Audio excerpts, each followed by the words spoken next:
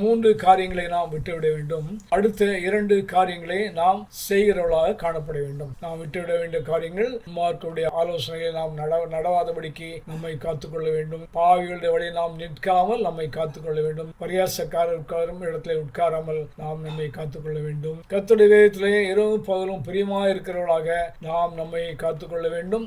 இரவும் பகலும் அவருடைய வேதத்திலே தியானமாக இருக்கிறவர்களாக நாம் நம்மை காத்துக்கொள்ள வேண்டும். இவ்விதமாக செய்கிற மனுஷனை தேவன் சொல்கிறார், அவன் பாக்கியவான் என்று சொல்லி இங்கே வசனம் சொல்கிறது.